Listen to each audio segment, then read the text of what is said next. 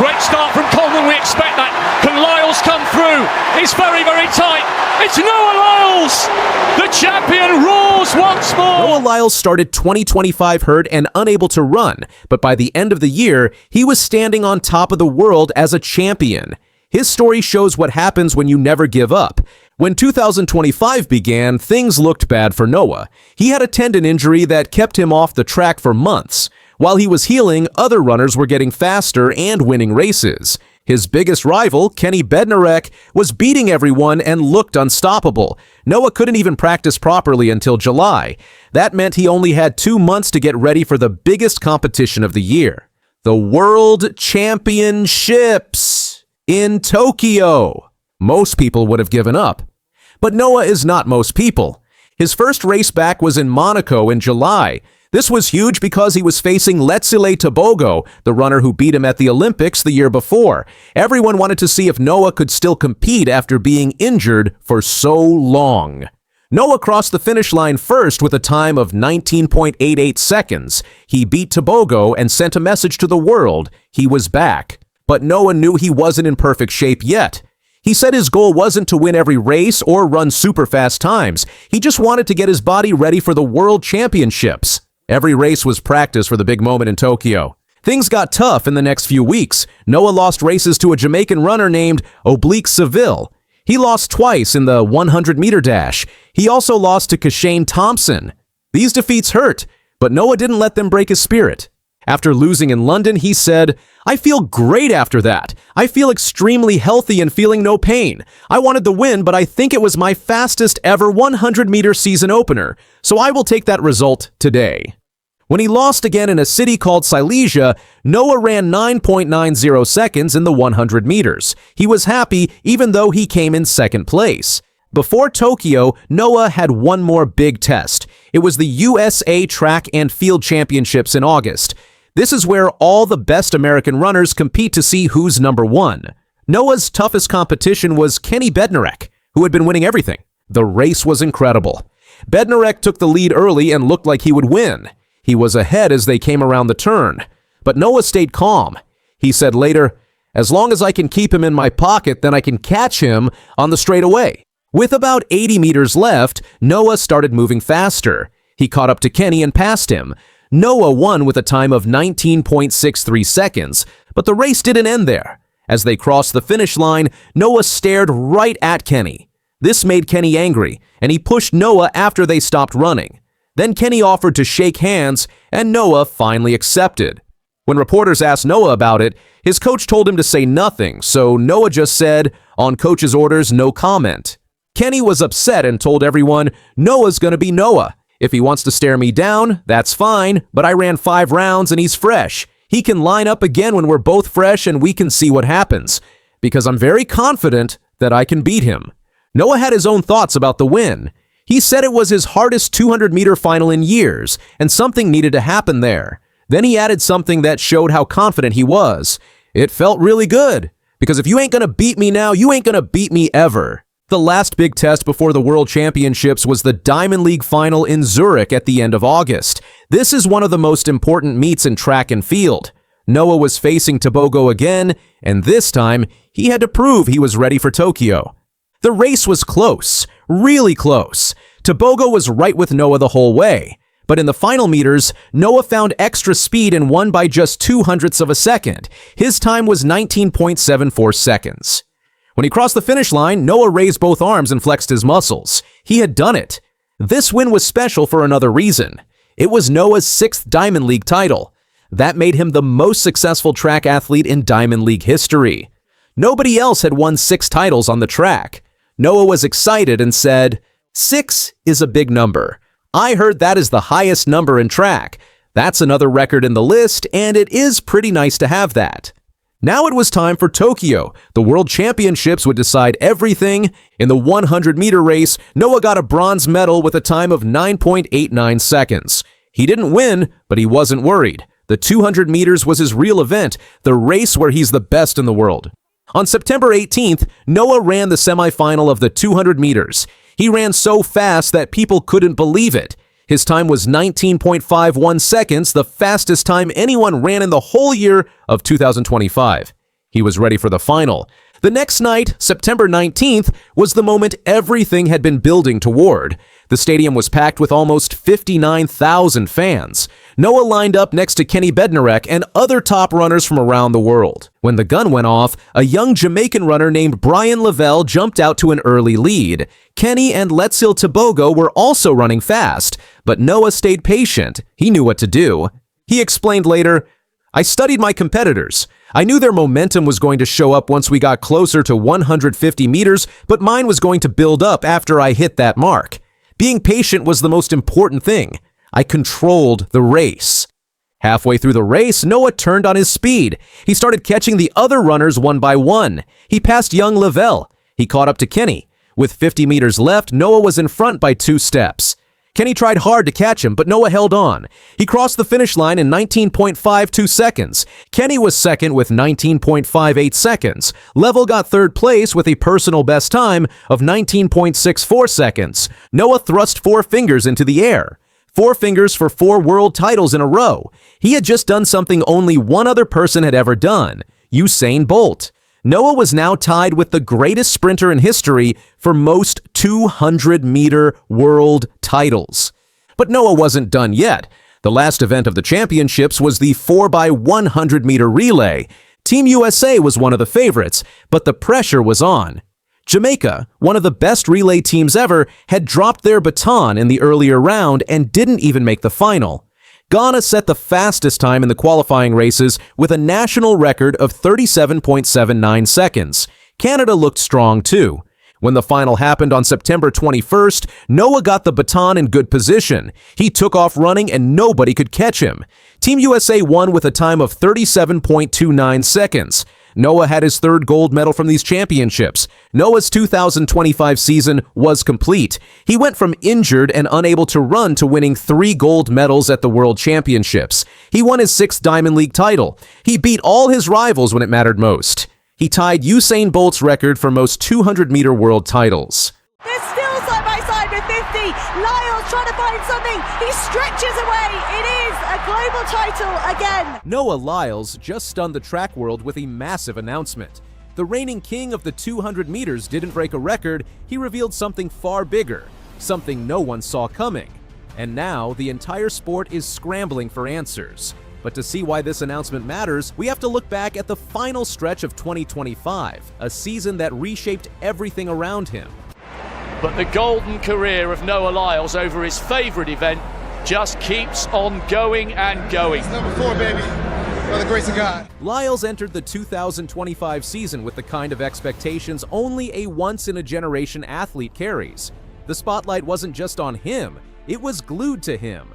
Everyone wanted to know if he could continue the momentum he built from 2023 and 2024, when he took global titles, Olympic glory, and a series of world championship triumphs. And yet, something shifted this year. Something deeper, because 2025 was the year Noah Lyles didn't just run fast, he ran with purpose, with maturity, and with something to prove not just to the world, but to himself. The 2 champions over 200 metres, but Lyles is never to be denied his shining moment. He has the last word. By the time the World Championships in Tokyo ended, he had collected more medals than any male athlete across the entire competition. 2 of them were gold, one in the 200 meters, securing his 4th straight world title in the event, and another anchoring the US 4x100 relay team to a statement victory. Add in a bronze medal in the 100 meters and a flawless, undefeated season in the 200, plus winning his 6th Diamond League title in the event, and the numbers alone made it clear. He was having a season worthy of legends. His accomplishments put him in rare company. Only one man before him had ever strung together 4 consecutive world titles in the 200, Usain Bolt. That single achievement immediately elevated Lyles into the global sprinting stratosphere, no longer chasing shadows, but joining them. And yet, when the announcement came that Noah Lyles had officially been named a finalist for the 2025 Male Track Athlete of the Year, his reaction wasn't confidence. It was shock, not the showman version we see on TV, not the media-savvy entertainer who thrives under pressure. Instead, he was genuinely stunned. He couldn't believe he deserved it. Yes, The competitor who openly claims he wants to be the greatest sprinter in American history had a moment where he forgot just how much he'd accomplished. And that's where Janelle Bromfield stepped in. Lyles revealed in interviews that she was the one who sat him down and reminded him of everything he had done that season, everything he had fought through, everything he had earned. The medals, the wins, the streaks, the history-making performances, all of it. In his own words, he had been so locked in throughout the year that he never paused long enough to appreciate it. He was chasing peak form at the World Championships, focused on sharpening every detail, locked into every session, every race plan, every recovery, every tactical move. It was only when Bromfield laid out the facts, the records, the consistency, the dominance, that Lyles finally understood the truth. He wasn't just a finalist. He could actually win the award. And that leads us to the huge announcement. Noah Lyles publicly declared that he believes wholeheartedly that he can win the 2025 Male Track Athlete of the Year. This was not typical confidence. This wasn't another chest-out bold proclamation. This wasn't Noah trying to stir hype before a big race. This was different. It was a moment of clarity. For the first time since the news broke, he looked back at the season not through the lens of pressure or expectation, but accomplishment. And when he did, he finally saw what everyone else had been seeing all along. He stepped forward and announced to the world, "I can win this thing." Those 5 words transformed the narrative. Suddenly, it wasn't just fans praising his season. It wasn't just analysts recognizing the numbers. It was Lyles giving himself permission to step into the level of greatness he's earned. The voting system for Athlete of the Year is intense. 75% of the votes come from the World Athletics Council and the official World Athletics family. The remaining 25% comes from fans on social media. To be one of the final 2 athletes selected from thousands across the world speaks volumes. And who was the other finalist? Kenya's Emmanuel Wanyonyi, a powerhouse in the 800 meters who had his own iconic season. But Noah Lyles stood shoulder to shoulder with him, not because of one moment or one medal, but because of the totality of what he built throughout 2025. People forget, this was the season he bounced back from health challenges the year before, the season he silenced critics who doubted whether he could maintain peak sprinting form, the season he matched a slice of Usain Bolt's history, the season he dominated one of the deepest, most competitive eras in the 200 meters. And while the global spotlight focused on medal counts and sprint rivalries, the world also watched Lyles grow beyond the track. We saw him send humanitarian aid to Jamaica after Hurricane Melissa, partnering with Janelle Bromfield and sprint legend Asafa Powell to deliver food, toiletries, and crucial supplies to smaller communities, including St. Elizabeth. It wasn't a PR stunt. It wasn't a one-time gesture. It was a reflection of the man he's become, someone aware of his impact and willing to use his platform for something bigger than podiums. That off-track leadership matters. It shapes how fans see him. It shapes how the athletics community values him. It shapes how the sport evolves. And after processing all of that, after seeing the full scope of what he had accomplished, after Bromfield reminded him of the mountain he climbed, Noah Lyles finally embraced the truth. Noah Lyles has always believed he could be great, but now he believes, fully and unapologetically, that he deserves the top honor in the sport. As the calendar moved closer to November 30th, the day the award would be announced, fans began debating. Analysts began breaking down race data, commentators started listing head-to-head performances, medal tallies, and season consistency. But perhaps the biggest shift was internal, within Lyles himself. His tone changed, his posture changed, his confidence wasn't loud this time. It wasn't theatrical, it wasn't fiery, it was calm, purposeful, direct, because this wasn't about proving something to the world anymore. It was about proving something to himself. And that's why Sydney McLaughlin-Levrone, Sha'Carri Richardson, Grant Holloway, Christian Coleman, all the biggest names in the sport, began publicly acknowledging the season he had. It wasn't just fast, it was meaningful, cut to the present moment, and the question becomes, what does this announcement really mean for Noah Lyles moving forward? First, it means he's entering the next chapter of his career with a renewed mindset. If 2023 and 2024 were the years he shocked the world, then 2025 was the year he shocked himself, in the best way possible. Second, it positions him as one of the leaders of the sport heading into the LA 2028 Olympic cycle. He's not the up-and-coming phenom anymore. He's the veteran champion, the standard setter, the face of American sprinting. And third, perhaps most importantly, it shows just how powerful the people around him are. Bromfield's influence isn't just romantic, it's stabilizing, grounding, reflective. She gave him perspective when he couldn't find it himself. Behind every champion, there's someone who helps them see who they truly are. And for Noah Lyles, that person has been clear for years. Whether or not he wins Male Track Athlete of the Year, the world has already seen what 2025 meant, and Noah Lyles now understands it too. This isn't the end of his story. It's the moment everything changes. The Americans, Canada, USA battling for gold. It's USA. Noah Lyles is going to take the gold. It's silver for Canada. Noah Lyles was standing in the rain, and Team USA was about to lose again at Tokyo's National Stadium. But then he did something that changed everything. The World Athletics Championships in Tokyo was already historic for Team USA. They had smashed their own record with 16 gold medals, beating the old mark of 14.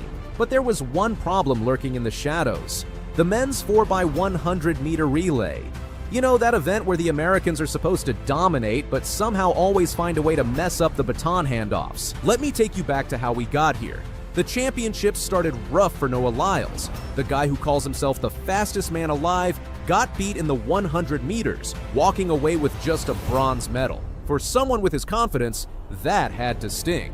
Lyles later admitted he'd been dealing with depression after his mixed results at the Paris Olympics, where he won 100-meter gold but only managed bronze in his favorite event, the 200 meters. But something changed in Tokyo. Lyles bounced back in a big way, winning his fourth straight 200-meter world title.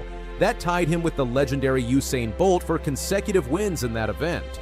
Suddenly, the swagger was back. Lyles was smiling again, posting about the athlete after party on social media like he already knew gold was coming. Now here's where it gets interesting.